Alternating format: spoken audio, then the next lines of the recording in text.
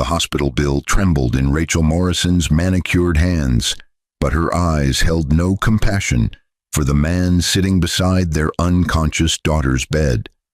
David Morrison had been her husband for 12 years, but poverty had stripped away whatever love she'd once pretended to feel.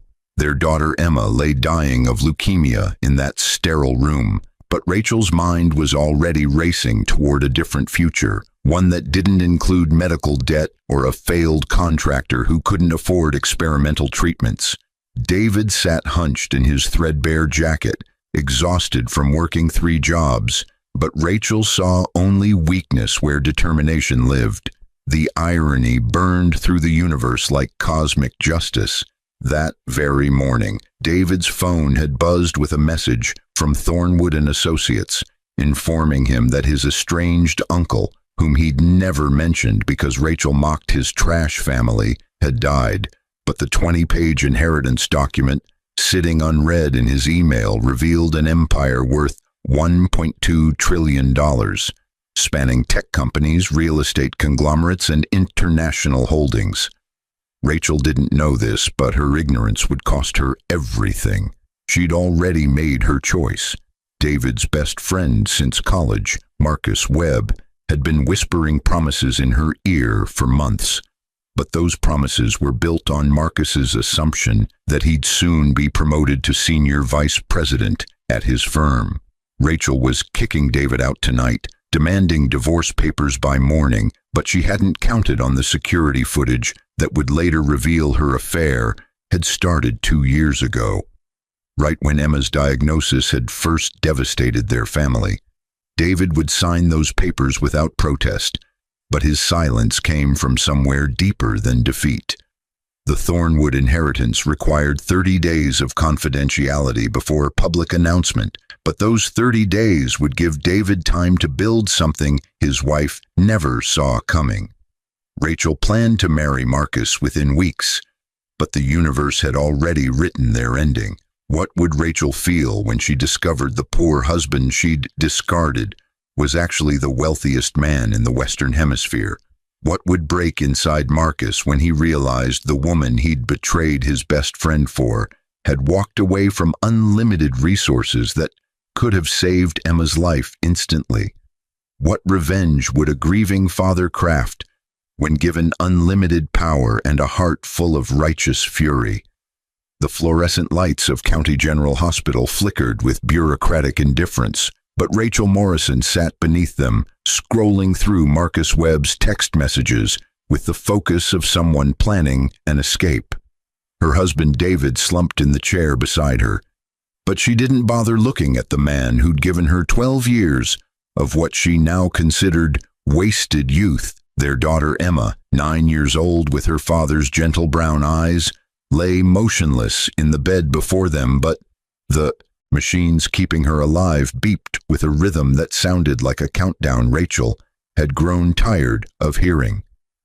The oncologist says the experimental trial could work, but we'd need to raise $80,000 by Friday, David said softly, but his voice carried the hoarse quality of someone who'd already begged every bank, every charity, every friend they'd ever known. I talked to my boss about another advance. Stop. Rachel's word cut through the sanitized air like a scalpel, but her eyes never left her phone screen. Just stop, David. I can't do this anymore.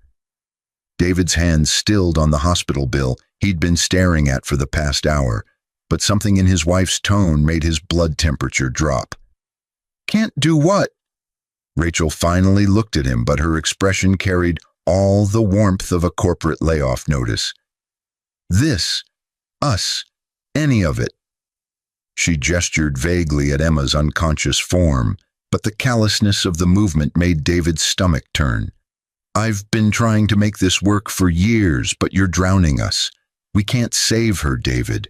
We don't have the money. We don't have anything.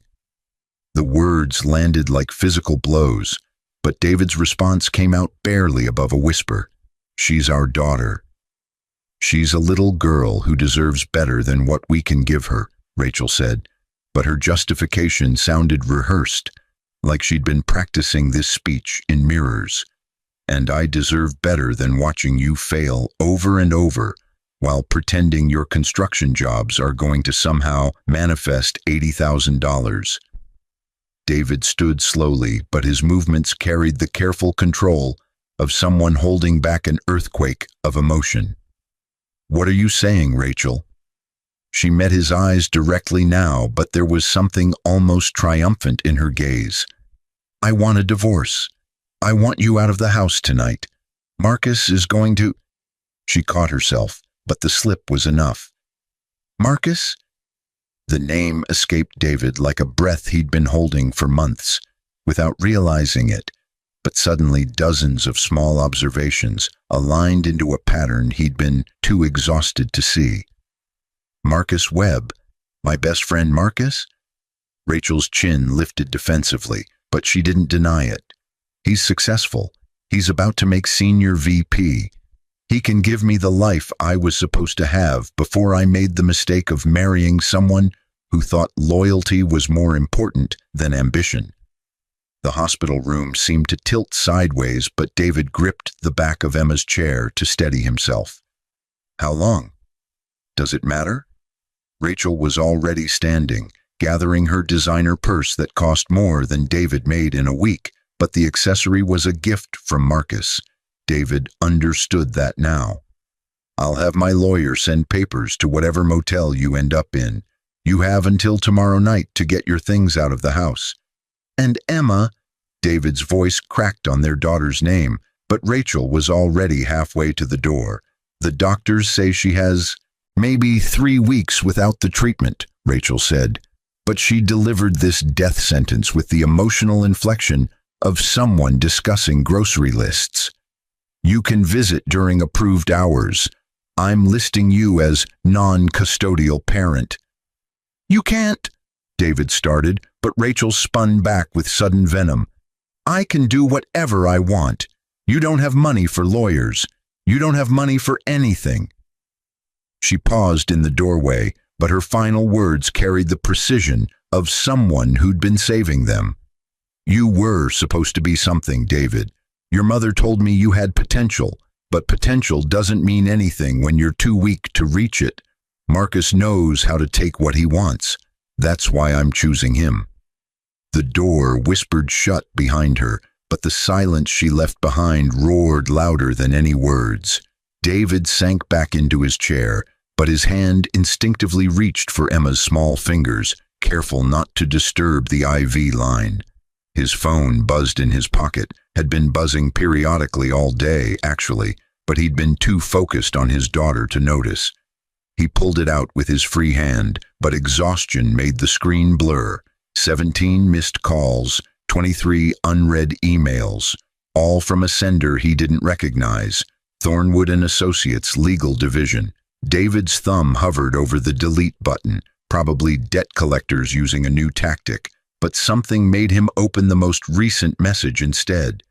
The email was long, dense with legal terminology, but certain phrases jumped out with the impact of lightning strikes.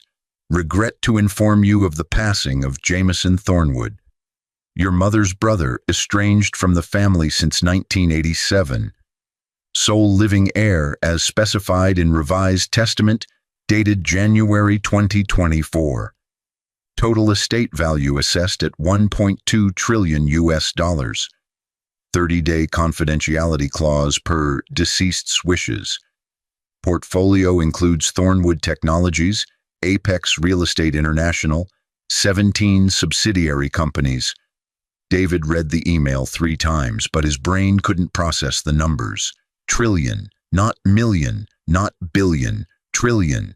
He scrolled down to the attached documents.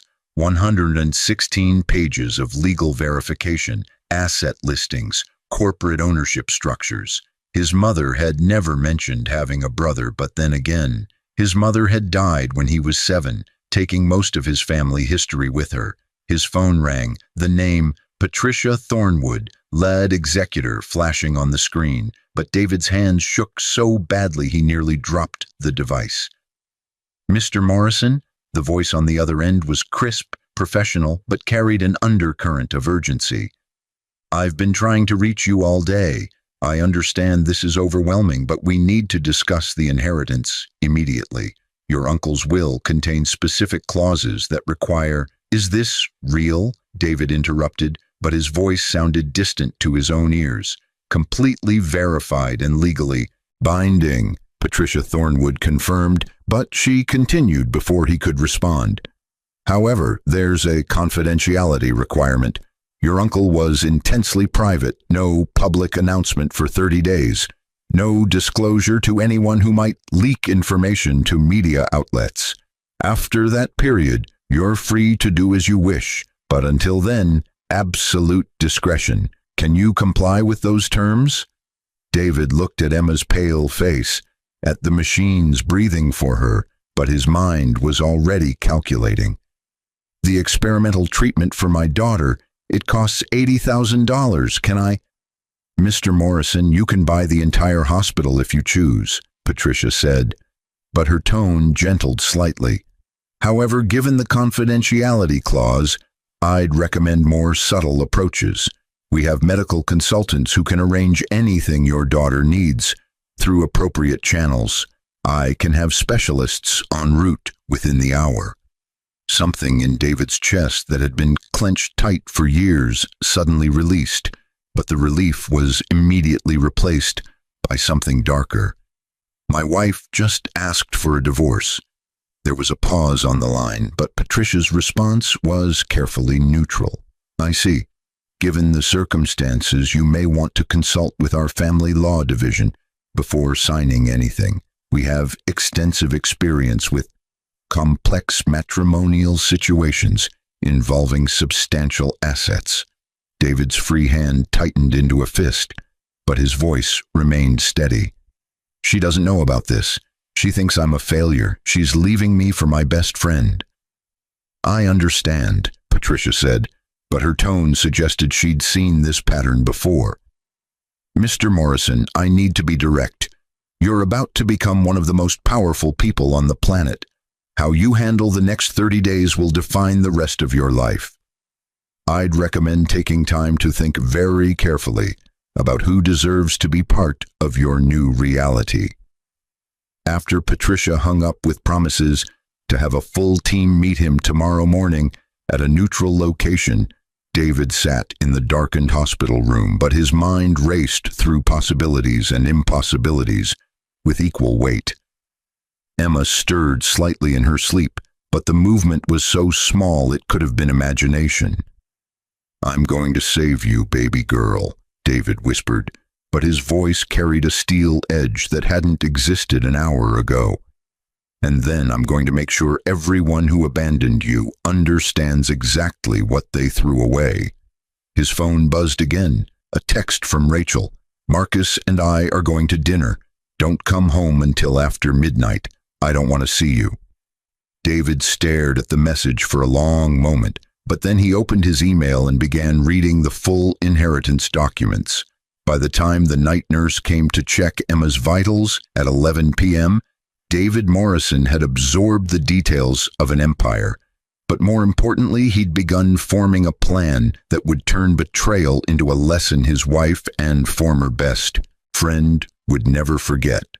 The next morning arrived with the kind of crystalline sunlight that felt like mockery, but David sat in a private room at the Riverside Hotel, watching three men in expensive suits lay out the reality of his new existence.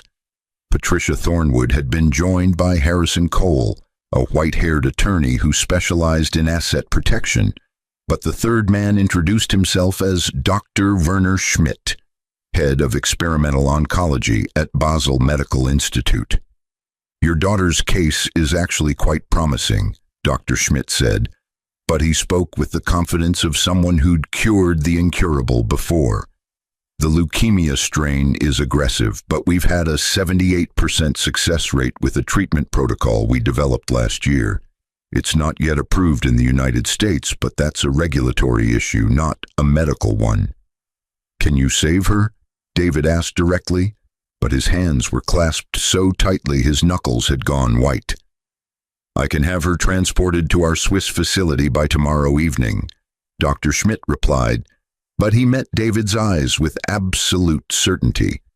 Given what Ms. Thornwood has told me about the financial resources available, I can provide not just the experimental treatment, but the absolute pinnacle of medical care. Your daughter will have her own wing, round-the-clock specialist attention, and access to treatments that most people don't even know exist yet. However, Harrison Cole interjected, but his tone was gentle despite the warning. Removing your daughter from County General will raise questions. Your wife has custodial authority. We need to handle this carefully. Patricia Thornwood pulled out a tablet and swiped through several documents, but her expression remained professionally neutral. We've done some preliminary research on your situation, Mr. Morrison. Your wife Rachel has been conducting an affair with Marcus Webb for approximately 26 months. We have credit card statements showing hotel visits, gifts purchased on joint accounts that you presumably didn't authorize, and text message records that paint a very clear picture. David felt sick, but he forced himself to ask, "How did you get text message records?" Your wife and Mr. Webb both use their personal phones for company business, Harrison explained, but his tone suggested this was routine. Their employer's security protocols give us legal access to verify certain information. Everything we've obtained is admissible in court. The affair started 2 months after Emma's diagnosis, Patricia added quietly, but the timeline hit David like a physical blow. While you were working 3 jobs to cover medical bills, Rachel was spending evenings at the Grandview Hotel with your best friend. On 7 occasions they met while you were at the hospital with your daughter. David stood abruptly and walked to the window, but the city spread below looked different now. Smaller, more manageable, more conquerable. What are my options? Legally, we can file for emergency custody based on evidence of parental neglect, Harrison said, but he was already pulling up documents on his laptop.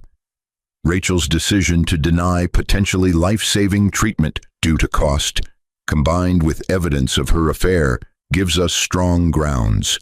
But that's the nuclear option. It will be public, messy, and potentially traumatic for Emma. What's the alternative? David asked, but he didn't turn from the window. Patricia stood and joined him, but she spoke quietly enough that only he could hear. You give Rachel exactly what she wants. You sign the divorce papers without contest. You let her believe she's won. You move out, accept minimal custody, play the role of the defeated husband. She paused, but her next words carried weight. And then you systematically dismantle every dream she built with your betrayer, while saving your daughter's life through channels she'll never connect to you. That's cruel, David said, but his tone lacked conviction. She tried to separate you from your dying daughter while sleeping with your best friend, Patricia replied, but there was no judgment in her voice, just statement of fact. You're about to have power that most people can't even conceptualize. The question is whether you'll use it for immediate satisfaction or strategic justice. David watched the traffic flow below for another long moment, but his decision had already crystallized. I'll sign the papers, I'll move out, I'll play broken. He turned to face the 3 advisors, but his eyes had hardened into something new.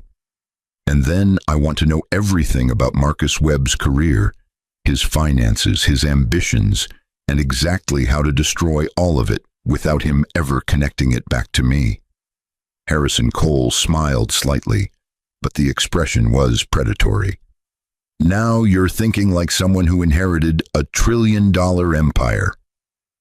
The next 2 weeks unfolded like a carefully choreographed dance, but every step had been planned in the private war room David had established in a penthouse suite Rachel didn't know existed. He'd signed the divorce papers without reading them, but his team of lawyers had already filed countermotions under seal that would take effect after the 30-day confidentiality period. He'd moved into a cheap motel on the edge of town, but the room was just a mailing address. His real nights were spent in luxury accommodations, planning the systematic education of his betrayers. Emma had been quietly transferred to Basel Medical Institute under the cover of a humanitarian medical trial, but Dr. Schmidt's daily reports showed remarkable progress. The treatment was working. His daughter was going to live, but Rachel didn't know this because David had allowed the county general doctors to believe Emma was still declining in their care. The real Emma was in Switzerland being saved, but a carefully maintained charade kept Rachel convinced her daughter was dying in America. Marcus Webb had indeed received his promotion to senior vice president, but what Marcus didn't know was that David now owned 72% of his company's parent corporation through a complex web of shell companies and investment funds. Harrison Cole had explained it with the patience of a chess master. We don't attack directly. We create conditions where your enemies destroy themselves while thinking they're winning. Rachel had wasted no time moving Marcus into their former home, but the house was still technically in both their names until the divorce finalized. David's security team had installed surveillance equipment during a scheduled maintenance visit, but the footage they collected wasn't for immediate use. It was for the perfect moment. That moment was being carefully constructed like a precision weapon, but David forced himself to be patient even as rage burned in his chest. Patricia Thornwood had been right. Immediate satisfaction would feel good for a day, but strategic destruction would deliver lessons that lasted lifetimes. On the 15th day after Rachel had kicked him out, David received permission to visit Emma at County General during approved hours, but he maintained his role as the defeated father perfectly. He shuffled in wearing his cheapest clothes, but his demeanor screamed, "Broken man." Rachel and Marcus were there, but they sat together on the small couch with the casual intimacy of people who no longer bothered hiding their relationship. "The doctors say she's not responding," Rachel said, but her tone was flat, rehearsed. "They've recommended we start discussing end-of-life arrangements." David felt his jaw clench, but he forced his expression to remain neutral. The real Emma was thousands of miles away, learning to walk again without assistance, but these people discussing her death had no idea. "What do you want me to do?" "Sign the DNR," Marcus said, but the audacity of David's former best friend speaking at all made something dangerous flash behind David's eyes. "It's the humane choice, buddy. She's suffering." The word buddy hung in the air like acid, but David swallowed his response. Instead, he looked at Rachel, but spoke with the quiet desperation of someone who'd already lost everything. "If I sign, will you let me be at her bedside at the end?" Rachel glanced at Marcus, but something in her expression suggested even she found this request difficult to deny. "You can have 2 hours a day. Marcus and I are planning the funeral." "Already?" David let genuine shock enter his voice, but he was mostly shocked that Rachel had sunk even lower than he'd anticipated. "We need to be practical," Rachel said, but she was already standing, clearly done with the conversation. "The hospital bills are mounting. Your portion of the debt will follow you into bankruptcy, but that's not my problem anymore. Marcus has been helping me understand how to protect my assets." "Our assets?" Marcus corrected with a smile, but he wrapped an arm around Rachel's waist with possessive certainty. "We're getting married next month, actually. Small ceremony, just close friends." David forced himself to nod slowly, but his mind cataloged this information with perfect clarity. "Congratulations, I hope you'll be very happy together." Something in his tone made Rachel look at him sharply, but David had already turned his attention back to Emma's empty bed, maintaining his performance. After they left, he waited exactly 15 minutes, but then he pulled out his secure phone and dialed Patricia Thornwood. "They're planning a wedding," David said without preamble, but his voice had gone cold. "Next month. Small ceremony." "I see," Patricia replied, but he could hear the clicking of her keyboard through the line. That accelerates our timeline. The 30-day confidentiality period ends in exactly 14 days. I'd recommend we plan the revelation for maximum impact. What did you have in mind? David asked, but he was already smiling. Marcus Webb's company is holding their annual gala in 17 days, Patricia said, but her tone suggested she'd been planning this conversation for a while. It's their biggest event of the year. All major investors, board members, clients. Marcus will be receiving his formal promotion announcement that night. Can we be there? David asked, but anticipation made his pulse quicken. Mr. Morrison, in 14 days you'll be the majority shareholder of the company hosting the event, Patricia replied, but amusement colored her words. You won't just be there, you'll own the room. The Basel Medical Institute's weekly reports had become David's lifeline, but each update brought relief that felt almost painful in its intensity. Emma was in full remission, but Dr. Schmidt cautioned that she'd need another 6 weeks of observation before being cleared for travel. David had visited her twice, but the trips to Switzerland required complete secrecy that his support team managed with military precision. "Daddy, when can I come home?" Emma had asked during his last visit, but her voice was stronger, her color better, her eyes bright with the kind of hope that made David's chest ache. "Soon, sweetheart," he'd promised, but he held her hand carefully, marveling at how close he'd come to losing her. "I'm making sure everything is perfect for when you get back." "Is Mommy coming to visit?" Emma's question was innocent, but it cut deeper than she could understand. David had practiced this lie until it sounded like truth. "Mommy's very busy right now, but she loves you very much. She asks about you every day." He'd forced himself to smile, but the expression felt like wearing a mask made of glass. "When you're all better, we'll have a big surprise party. Would you like that?" Emma had nodded enthusiastically, but David had left the Swiss medical facility with renewed purpose. His daughter deserved better than the mother who'd written her off as a lost cause, but she was too young to understand the full scope of Rachel's betrayal. In time, Emma would learn the truth, but for now, David would protect her from the ugliness. The Thornwood legal team worked with precision that bordered on artistic, but every move they made tightened the noose around Marcus Webb's carefully constructed career. Harrison Cole had discovered something delicious. Marcus's promotion to senior vice president had been contingent on landing a specific client account worth $40 million annually. Marcus had sealed that deal by promising his new bride Rachel would use her connections in the architectural community to bring additional business. Those connections were fictional. Rachel had worked as a real estate agent for 6 months before quitting, but she'd inflated her resume to Marcus with stories of major clients and industry relationships that didn't exist. Marcus had built his promotion on lies he'd believed without verifying, but he was about to discover that lies had consequences.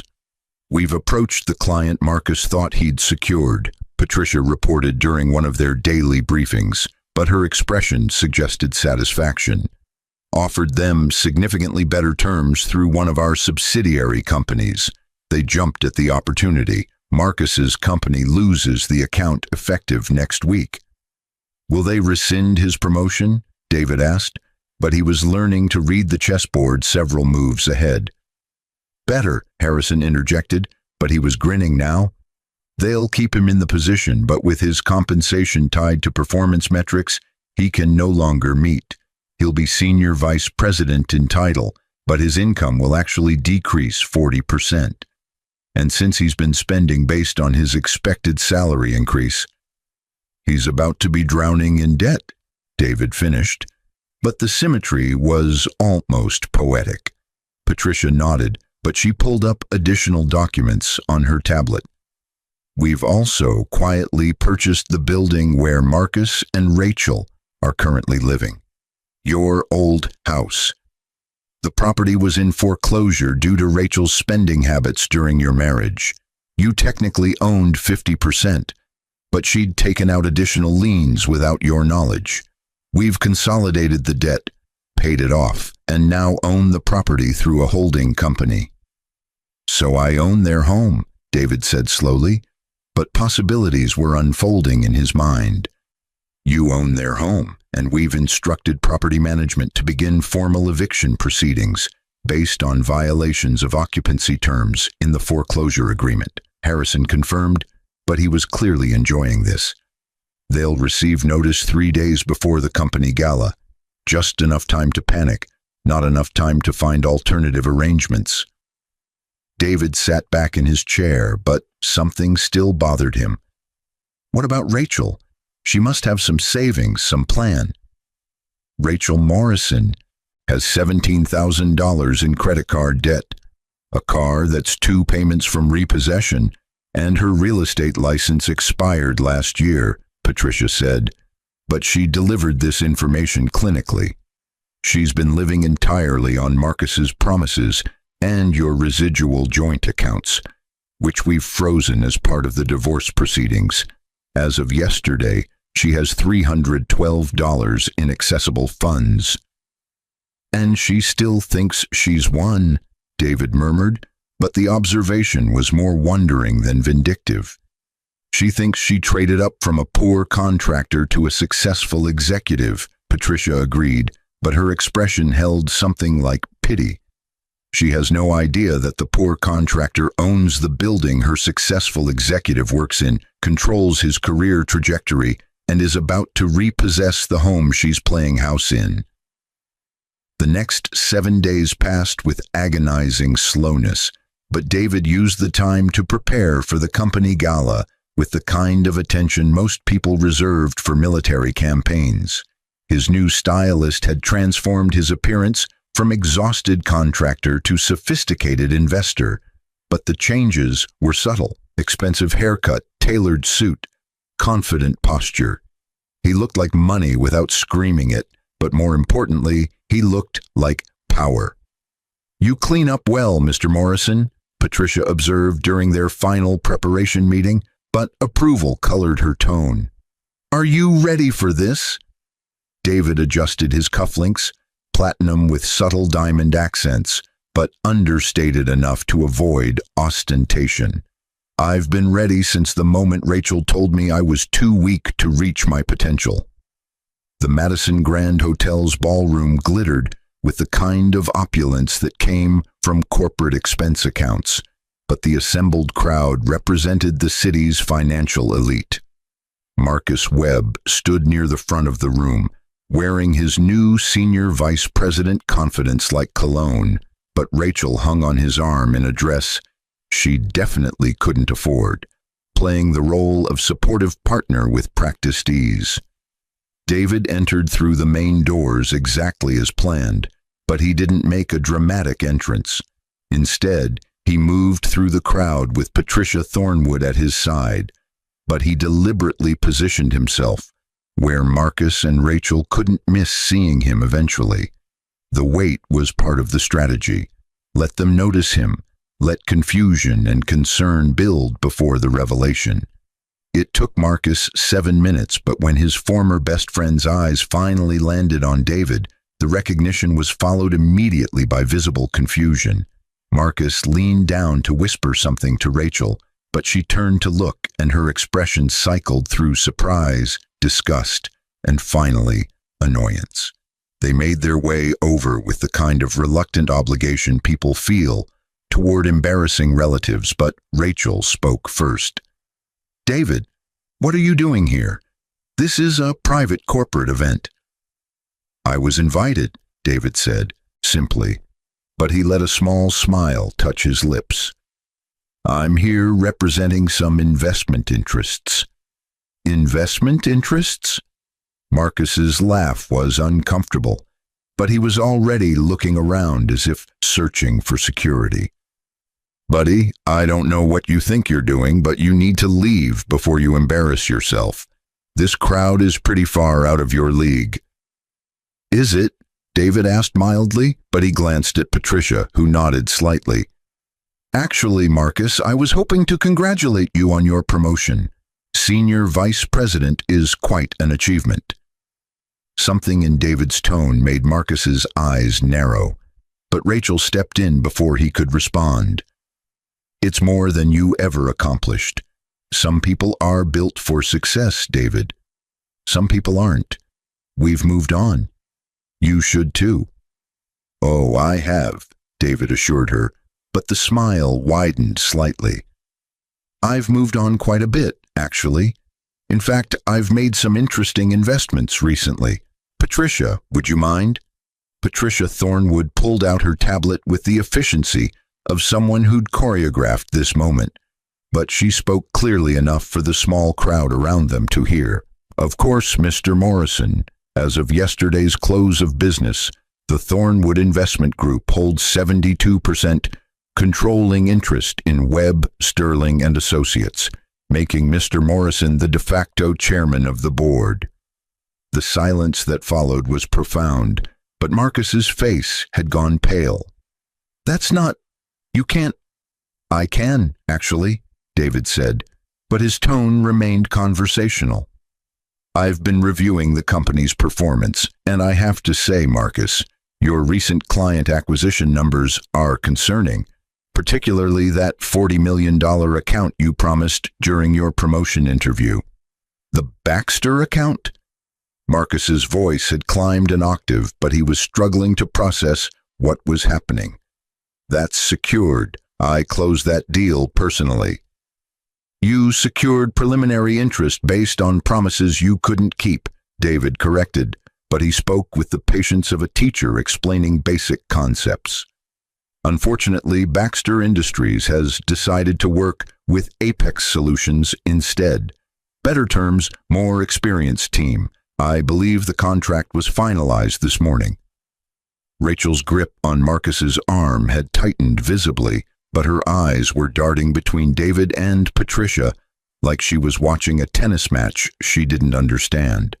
What's going on? Marcus, what is he talking about? Apex Solutions is one of Mr. Morrison's subsidiary companies, Patricia explained helpfully, but her expression remained professionally neutral. As is the holding company that purchased your current residence. In fact, you should have received eviction notice this afternoon, 30 days to vacate. The color drained from Rachel's face so quickly David thought she might faint, but she grabbed Marcus's jacket lapel for support. No, that's... David doesn't have money. He's bankrupt. He's living in a motel. I was living in a motel, David agreed, but he was enjoying this more than he'd expected. I've since upgraded. Funny thing about inheritance, sometimes it comes from family members you didn't know existed. My Uncle Jameson was quite successful, apparently. Left me his entire estate. How much? Marcus asked, but the question came out as a whisper. David pretended to consider the question, but Patricia answered for him. The Thornwood estate is currently valued at approximately $1.2 trillion, though that fluctuates with market conditions. The word trillion hit the gathered crowd like a shockwave, but conversations around them had stopped entirely. Rachel made a sound that was half laugh, half sob, but no words followed. Marcus had gone rigid, but his eyes held the trapped expression of someone watching their entire life collapse in real time. But that's not even the best part, David continued, but his voice had lost all warmth now. See, while I was working 3 jobs to save our dying daughter, you two were planning your future together. You kicked me out, Rachel. You told me I was weak, that I lacked ambition, that I'd never amount to anything. He paused, but let the words settle like sediment. You chose Marcus because you thought he represented success, while I represented failure. David, I didn't, Rachel started, but her voice cracked. You did, David interrupted, but his tone was final. You chose him while Emma was dying. You started your affair 2 months after her diagnosis.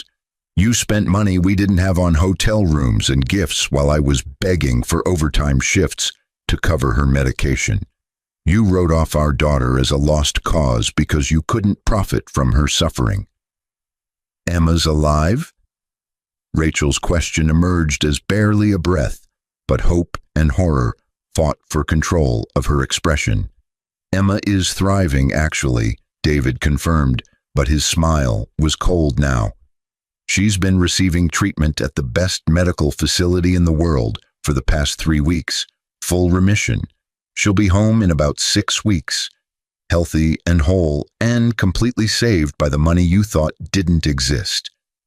Rachel's legs actually buckled, but Marcus caught her awkwardly, though he looked like he wanted to drop her and run. David watched them struggle to process this information, but he felt no satisfaction, only the cold certainty that justice was being served. Here's what's going to happen, David continued, but he spoke with the absolute authority of someone who controlled every variable. Marcus, your promotion is being rescinded effective Monday morning. Your compensation package is being restructured to reflect actual performance rather than promised potential. You'll have the opportunity to rebuild your career from the ground up, but it will be without Rachel's imaginary connections and without my former friendship. You betrayed someone who trusted you for what you thought was financial gain. Now you get to experience the reality you built. And Rachel, David turned his full attention to his soon-to-be ex-wife, but his expression was granite now. You wanted a divorce. You'll get one, finalized on terms my lawyers have already filed. You'll receive no alimony, no asset split beyond what you legally contributed, and no custody of Emma. I have documentation of your affair, proof of parental neglect, and testimony from medical professionals about your decision to deny treatment to our daughter. You'll have supervised visitation rights if Emma chooses to see you, but that choice will be entirely hers when she's old enough to understand what you did. You can't do this, Rachel whispered, but even she seemed to know the words were meaningless.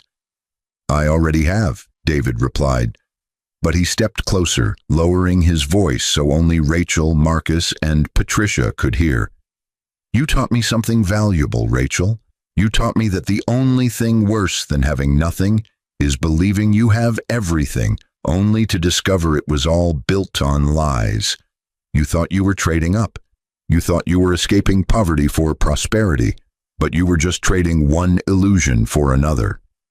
He straightened his jacket and turned to Patricia, but spoke loud enough for the entire ballroom to hear. Ms. Thornwood, I believe we have other engagements this evening. Please arrange for the car. As David walked toward the exit, he could feel the weight of every eye in the room following him, but he kept his spine straight and his pace measured. Behind him, he heard Rachel's first genuine sob, but he didn't turn back.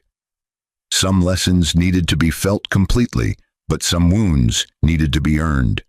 The night air outside the Madison Grand hit his face with bracing clarity, but David paused on the steps, letting the moment sink in.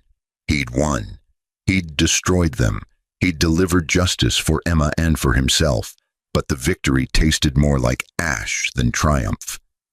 You handled that well, Patricia said quietly from beside him, but she was watching his face with professional concern.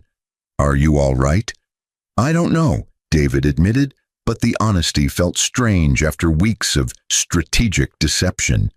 I thought I'd feel better. I thought watching them realize what they'd thrown away would bring some kind of satisfaction. Revenge rarely does, Patricia observed, but her tone wasn't judgmental. It delivers justice, closes loops, teaches lessons. But satisfaction, that comes from building something new, not from tearing down what was broken. David nodded slowly, but his thoughts were already turning toward Switzerland, toward Emma, toward the future he was building from the rubble of his past. When can I bring Emma home? Dr. Schmidt says 6 weeks, Patricia reminded him, but she pulled out her phone. However, I've been working on something. Give me a moment. She walked a few steps away, but David could hear her speaking, rapidly in German to someone on the other end. When she returned, her expression had softened slightly. Dr. Schmidt says if you want to bring Emma home early, he can arrange medical support here to continue her treatment. It's not ideal from a medical standpoint, but emotionally, he thinks seeing her father might accelerate her recovery more than staying in a sterile Swiss facility. How soon? David asked, but hope was unfurling in his chest for the first time in what felt like years. 3 days, Patricia replied. We'll need to set up a medical suite at whichever property you choose as your primary residence, but we have teams that can work miracles with short timelines. David closed his eyes for a moment, but when he opened them, the world looked different, not because of the money, not because of the power, but because his daughter was coming home. Let's do it. Make it happen. Consider it done, Patricia said, but she was already typing rapidly on her phone. One more thing, Mr. Morrison. Your ex-wife and Mr. Webb will likely attempt to contact you over the next few days. They'll apologize, they'll make excuses, they'll try to negotiate. How do you want to handle those attempts? David thought about this carefully, but his answer came from somewhere deeper than strategy. Block them completely. No calls, no messages, no contact. They made their choices. They lived their consequences. I'm done teaching lessons. Now I just want to focus on being the father Emma deserves. Understood, Patricia nodded approvingly, but she glanced back at the hotel where the gala was presumably still reeling from the revelation. For what it's worth, you handled tonight with more grace than most people in your position would have managed. Grace wasn't really the goal, David admitted, but he managed a small, genuine smile. But I think Emma would have been proud of me for not being cruel just because I had the power to be. She will be proud of you, Patricia corrected, but her words carried certainty. You saved her life, protected her future, and built a foundation for her to grow up without the shadow of poverty or desperation. That's worth more than any revenge. As David's driver pulled up, a subtle black sedan rather than an ostentatious limousine, because he was learning that real power didn't need to announce itself. He took one last look at the Madison Grand Hotel. Inside, Rachel and Marcus were probably still trying to process what had happened, but their processing wasn't his responsibility anymore. He'd been given a second chance at life through an uncle he'd never known. But the real inheritance wasn't the money. It was the opportunity to rebuild himself, to be the father Emma needed, to create something meaningful from the wreckage of his previous existence. Take me to the penthouse, David told his driver, but he was already mentally redesigning the space to accommodate Emma's needs. And tomorrow I want to start looking at properties with larger yards. My daughter's going to want space to play when she comes home. Of course, Mr. Morrison, the driver replied, but David barely heard him. His phone buzzed with a message from Dr. Schmidt. Emma asked me to tell you she loves you and she can't wait to come home. She's the bravest patient I've ever treated, but she says she gets that from her dad. David read the message 3 times, but tears blurred his vision before he could respond. He'd been given everything, power, wealth, the ability to reshape reality according to his will. But none of it mattered as much as those simple words from his daughter. The revenge he'd delivered tonight would echo through Rachel and Marcus's lives for years to come. But he realized now that wasn't really the point. The point was that Emma was alive, that she would have every opportunity she deserved, that the father she believed in hadn't actually failed her, even when everything seemed lost. Justice had been served, but mercy would define his future, and that, David thought as the car carried him toward his new life, was perhaps the most powerful inheritance of all. 6 months later, David Morrison stood in the massive backyard of his new estate, watching Emma play with her new puppy. But the scene was so perfect it felt almost unreal. She was completely healthy now, but more than that, she was happy, genuinely, radiantly happy in a way she'd never been during the dark days of her illness. "Daddy, watch this," Emma called out, but her voice carried the unself-conscious joy of a child who'd been given a second chance at childhood.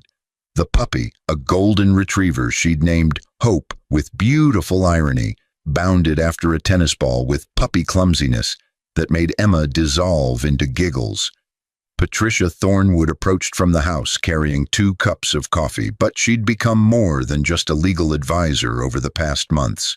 She'd become a friend, a mentor, and occasionally a voice of reason when David's impulses leaned toward excessive generosity or lingering bitterness. The foundation received another 50 applications this week, Patricia reported, but she handed him a coffee before settling into the patio chair beside his. Emma's fund has already helped 37 families with children facing similar circumstances. The impact you're making is extraordinary. David had established the charitable foundation 3 months after Emma's return home, but the organization provided funding for experimental treatments that insurance companies refused to cover. He'd named it after his daughter because she'd inspired it, but more importantly because he wanted other children to have the same chance at life that she'd been given. "Have you heard anything about Rachel or Marcus?" David asked, but the question was more curious than vindictive now. Patricia nodded carefully. "Marcus is working as a junior analyst at a mid-tier firm. His reputation took a significant hit when word got out about the circumstances surrounding his promotion. He's rebuilding, but slowly." She paused before continuing. "Rachel has been living with her mother in Nevada. She's working part-time at a retail store.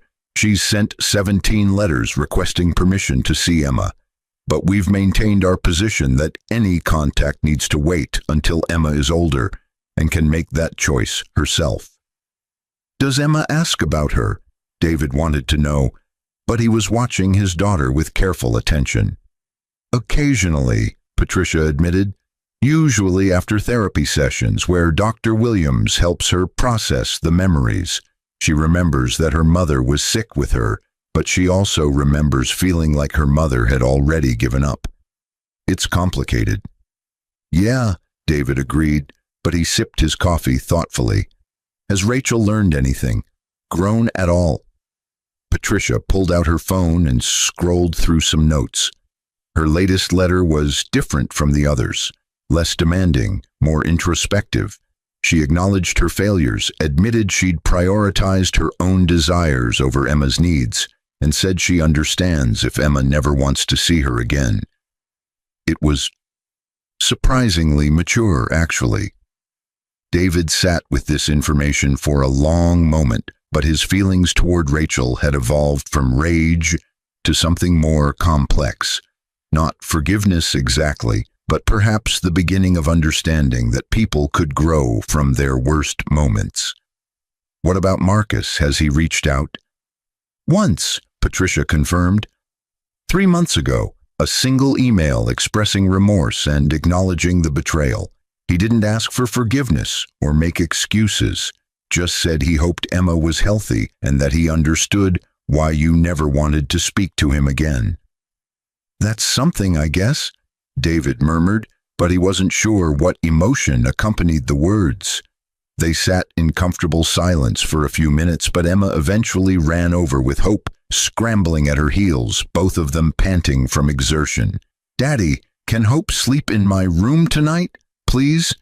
David pretended to consider this very seriously, but he was already nodding. "I suppose we could make an exception, but Hope has to stay in her dog bed, not on your bed." "Deal!" Emma threw her arms around his waist in a fierce hug, but then she looked up at him with those serious brown eyes that reminded him of both her mother and himself. "Daddy, are you happy?" The question caught him off guard, but he realized Emma had been perceptive enough to notice his occasional moments of melancholy. "I'm very happy, sweetheart. Why do you ask?" "Sometimes you look sad when you think I'm not watching," Emma said with the directness only children possess. but her concern was genuine. "Are you sad about Mommy?" David knelt down to Emma's eye level, but he chose his words carefully. "Sometimes I'm sad about how things worked out between your mommy and me, but I'm never sad about you. You're the best thing that ever happened to me, and I'm grateful every single day that you're here and healthy." "Can I see Mommy someday?" Emma asked, but her voice was small, uncertain. "When you're ready," David promised, but he meant it. "When you're old enough to understand everything that happened and you decide you want to see her, we'll make that happen. But it has to be your choice, not because anyone else thinks you should." Emma nodded thoughtfully, but then she brightened again. "Can we go get ice cream? Hope and I worked really hard playing, so we deserve a treat." "Hope is a dog. Dogs don't eat ice cream," David pointed out, but he was already standing up. "Then we'll get ice cream for us, and a special dog treat for Hope." Emma negotiated, but her grin was triumphant. "You drive a hard bargain, Miss Morrison," David laughed, but he looked at Patricia. "Want to join us for ice cream?" "I could be persuaded," Patricia agreed, but as they walked toward the house, she spoke quietly enough that only David could hear. "You've done well by her, by yourself too. The bitterness could have consumed you, but you chose to build instead of destroy." "I destroyed plenty," David reminded her, but the words lacked heat. "You delivered consequences that were earned," Patricia corrected. "There's a difference. And then you moved on to create something meaningful. That's wisdom, not weakness." As they piled into the car for the short drive to Emma's favorite ice cream shop, David reflected on the strange journey that had brought him to this moment. 6 months ago, he'd been a broken man watching his daughter die while his world collapsed around him, but circumstances had given him power beyond imagination. He'd used that power for revenge, but then he'd used it for something better. Emma's laughter from the back seat reminded him what actually mattered, but the sound was worth more than all the money in his accounts. Rachel and Marcus had lost everything trying to grab at false security, but David had gained something infinitely more valuable by focusing on what was real: his daughter's life, her happiness, their future together. The revenge had been necessary. Some lessons could only be taught through consequences, but the healing that followed was what actually changed lives. But healing required letting go of the bitterness, even while maintaining the boundaries. "Daddy, what flavor are you getting?" Emma asked, but she was pressed against the car window, pointing at the ice cream shop coming into view.